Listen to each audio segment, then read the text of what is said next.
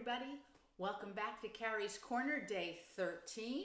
Wind in the Willows, day 13. The Wind in the Willows by Kenneth Grahame, illustrated by Eric Kincaid. And we are starting in the middle of the chapter, The Further Adventures of Toad.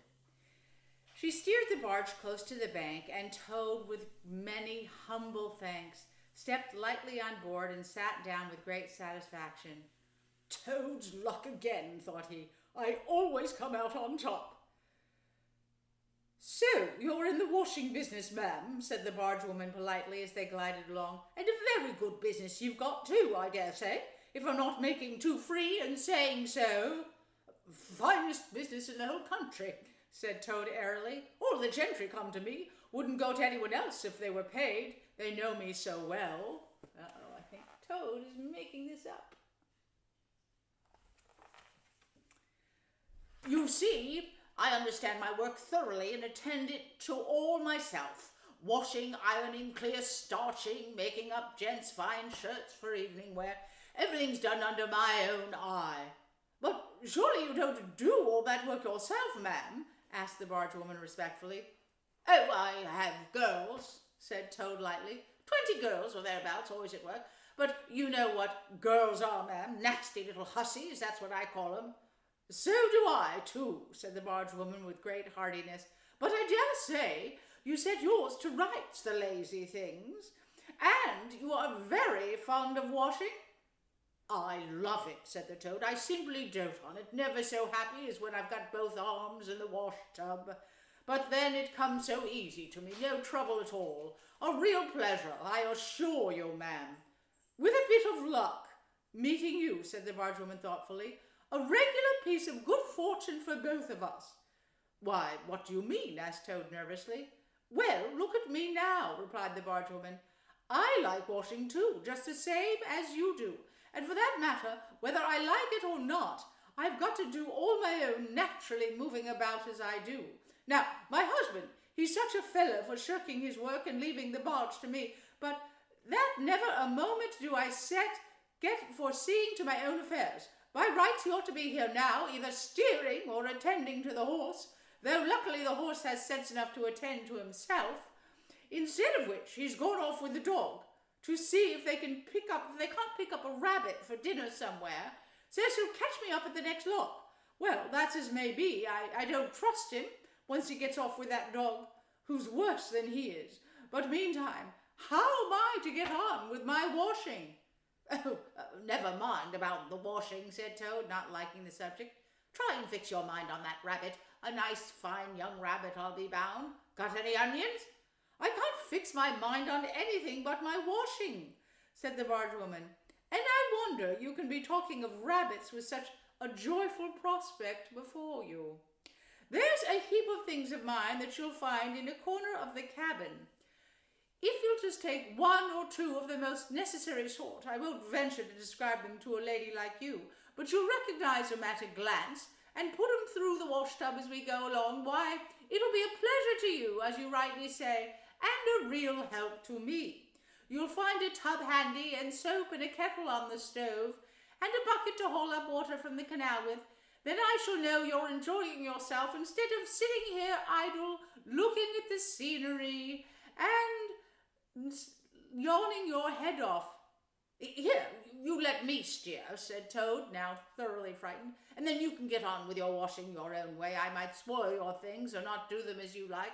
I'm more used to gentlemen's things myself. It's my special line." "Let you steer?" replied the bargewoman, laughing. "Oh, it takes some practice to steer a barge properly.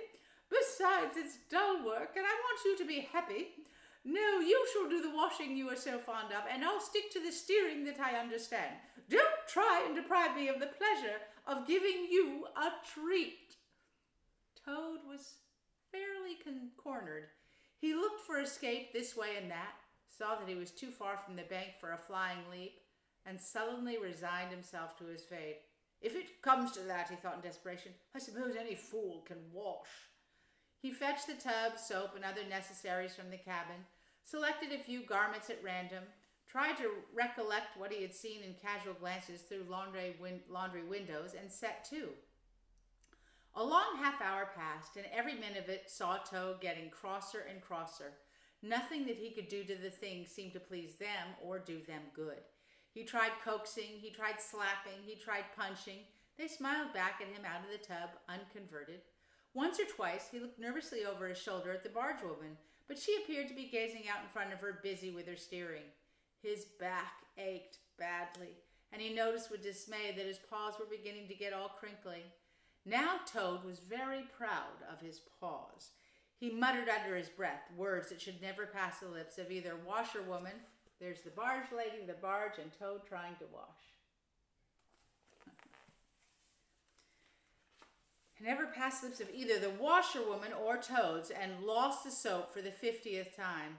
A burst of laughter made him straighten himself and look round. The barge woman was leaning back and laughing till the tears ran down her cheeks. I've been watching you all the time, she gasped. I thought you must be a humbug all along from the conceited way you talked. Pretty washerman you are.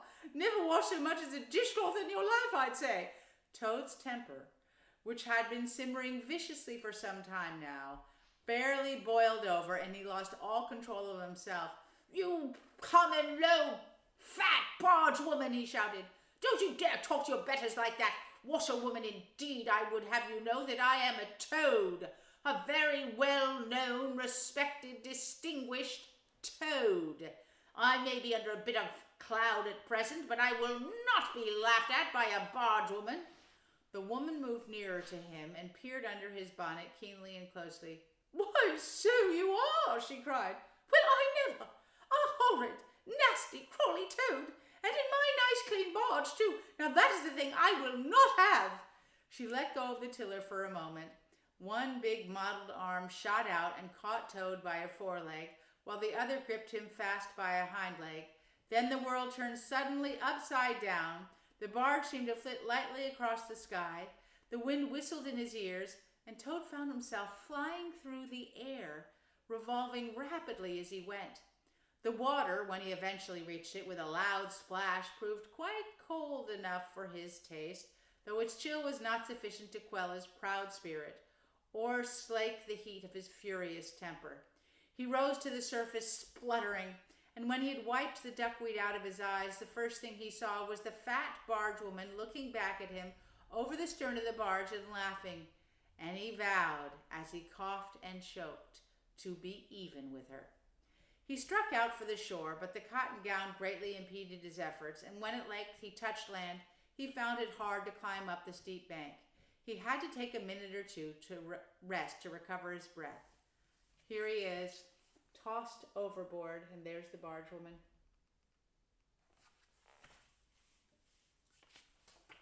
Gathering his wet skirts well over his arms, he started to run after the barge as fast as his legs would carry him, wild with indignation, thirsting for revenge. The barge woman was still laughing when he drew up level with her. Put yourself through your mangle, washerwoman, she called out, and iron your face and crimp it, and you'll pass for a quite decent-looking Toad. Toad never paused to reply. Revenge was what he wanted, not an exchange of words, though he had a thing or two in his mind that he would have liked to say. He saw what he wanted ahead of him. Running swiftly on, he overtook the horse, unfastened the tow rope, and cast off, jumping lightly on the horse's back, and urged it to a gallop by kicking it hard in the sides. He steered for the open country, leaping the tow path and swinging his steed down a bumpy lane. Once he looked back and saw that the barge had run aground on the other side of the canal, and the barge woman was waving her arms wildly and shouting, Stop! Stop! Stop! I've heard that song before, said Toad, laughing as he continued to spur his steed onward on its wild gallop. The barge horse was not capable of any very sustained effort, and its gallop soon subsided into a trot, and its trot into an easy walk. But Toad was quite contented with this, knowing that he, at any rate, was moving, and the barge was not. He had quite recovered his temper, now that he had done something he thought really clever, and he was satisfied to jog along quietly in the sun, taking advantage of any byways and bridle paths, and trying to forget how very long it was since he had had a square meal, till the canal had been left very far behind him. He had traveled some miles, his horse and he, and he was feeling drowsy in the hot sunshine, when the horse stopped, lowered his head, and began to nibble the grass, and Toad, waking up, just saved himself from falling off by an effort. He looked about him and found that he was on a wide common, dotted with patches of gorse and bramble as far as he could see.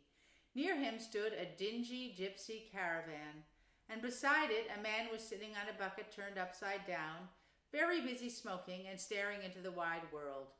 A fire of sticks was burning nearby, and over the fire hung an iron pot, and out of that pot came forth bubblings and gurglings, also smells, warm, rich, and varied smells that twined and twisted and wreathed themselves at last into one complete, perfect smell. Toad now knew well that he had not really been hungry before. What he had felt early in the day had been nothing. This was the real thing at last, and no mistake. It would have to be dealt with speedily too, or there would be trouble for somebody or something. He looked the gypsy over carefully, wondering whether it would be easier to fight him or speak nicely to him. So there he sat and sniffed and looked at the gypsy, and the gypsy sat and smoked and looked at him. Presently the gypsy took his pipe out of his mouth and remarked in a careless way, "Wanna sell that horse there of yours?" Toad was completely taken back. He did not know that gypsies were very fond of horse dealing and never missed an opportunity, and he had not reflected that caravans were always on the move and took a deal of drawing. It had not occurred to him to turn the horse into cash, but the gypsy's suggestion seemed so to smooth the way toward the two things he wanted so badly: ready money and a solid breakfast. "What?" he said.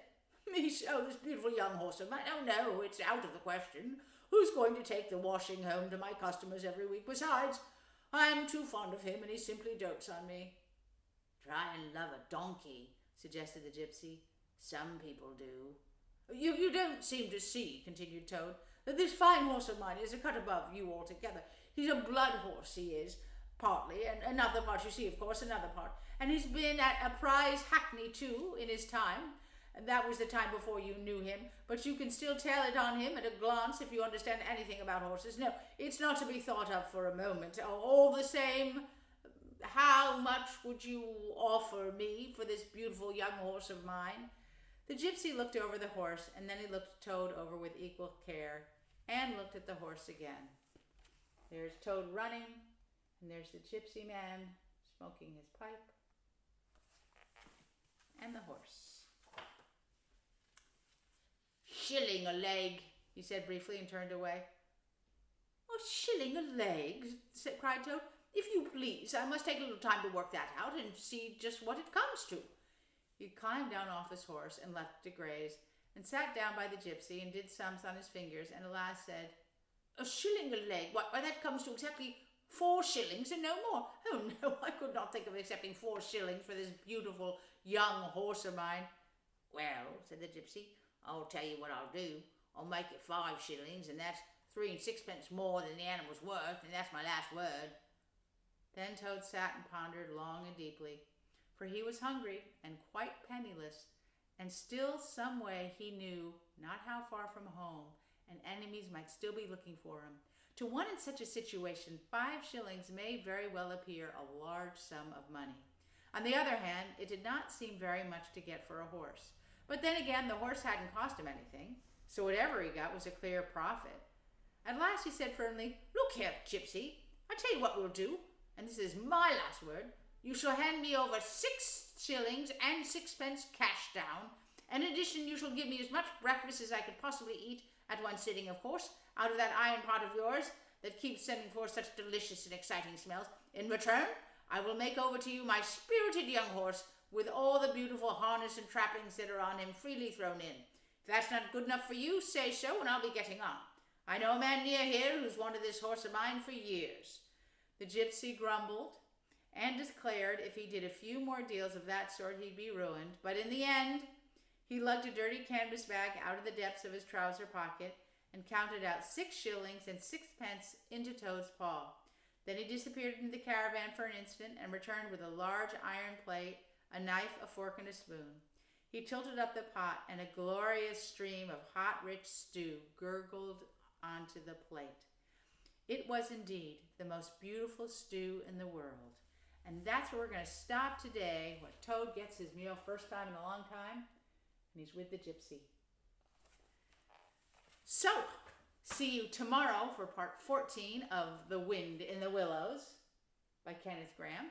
Have a great rest of your day. Maybe you'll make up a story today, or read a story to somebody else, or just have fun yourself reading one to your own self. And hopefully we will see you tomorrow at Carrie's Corner. See you tomorrow. Bye!